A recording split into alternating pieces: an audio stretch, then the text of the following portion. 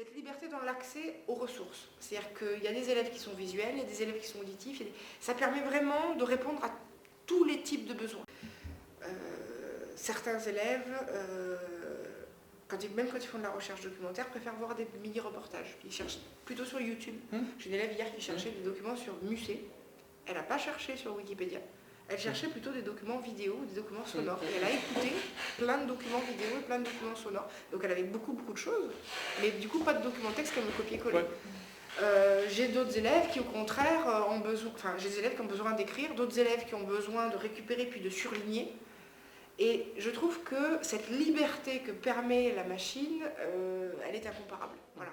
Le numérique, la plupart des applications, vous l'avez vu avec Socrative, sont en anglais. Où les sources sont certes en français traduites, mais elles sont aussi en anglais. C'est-à-dire qu'un texte, un article, un document informatif sur l'Inde aujourd'hui, il sera plus souvent en anglais qu'en français. Si je continue sur l'exemple de l'Inde, il y a un grand analyste de la question indienne, c'est Christophe Jaffrelot. On trouve beaucoup d'articles de Christophe Jaffrelot. Puis quand on cherche des situations plus particulières, comme la ville de Bangalore, etc., on a accès aux médias indiens, on a accès à un anglais qui est tout à fait abordable. Et les élèves ne bloquent pas finalement sur le texte en anglais, puisqu'ils ont les outils de traduction s'ils le souhaitent.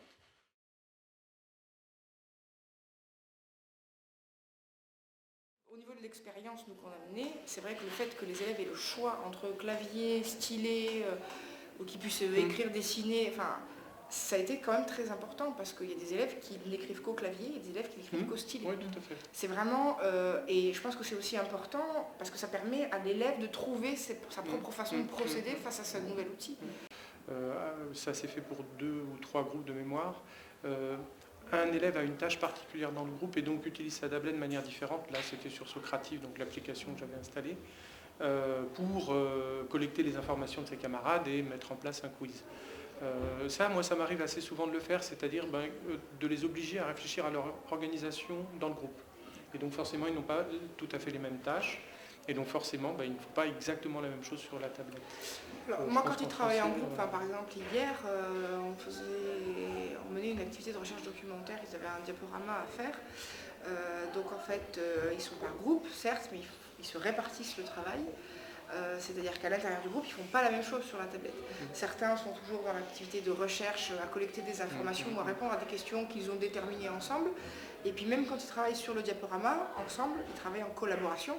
Ils ne travaillent pas sur la même diapo, mais ils travaillent en même temps et le diapo se synchronise. Donc ça, c'est particulièrement intéressant parce que du coup, le diaporama avance beaucoup plus vite.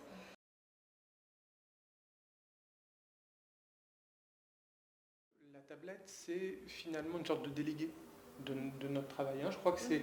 Et pour le coup, en n'ayant pas tout à fait la même pratique, je commence à le ressentir fortement, c'est-à-dire que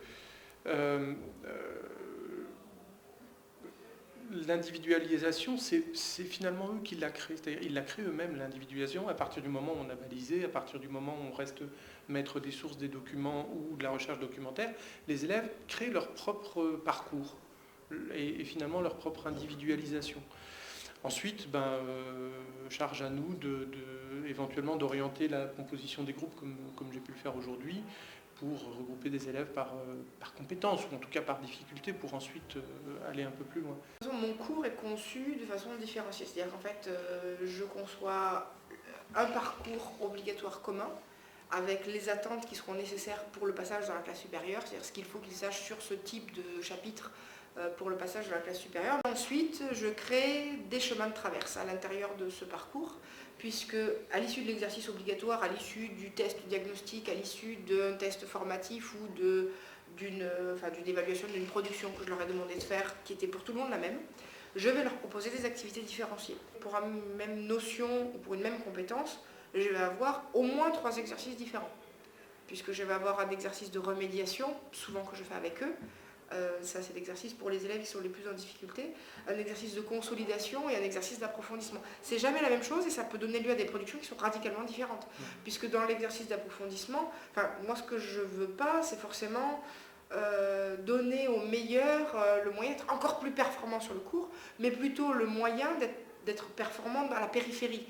C'est-à-dire que les obliger à aller voir autre chose, les obliger à aller chercher Donc ils font des activités de recherche documentaire que les autres ne font pas, et ensuite ils les présentent à l'oral devant leurs camarades, où ils font, la dernière fois je leur ai demandé d'illustrer avec une application, un poème en bande dessinée. Donc, voilà. Donc, c'est des activités qui n'ont rien à voir, mais qui demandent d'autres types de compétences. Ça ne veut pas dire que les autres n'ont pas le droit de le faire, simplement ils ne le font pas forcément sur le même texte, pas forcément au même moment, et puis ils ne font pas forcément les mêmes activités.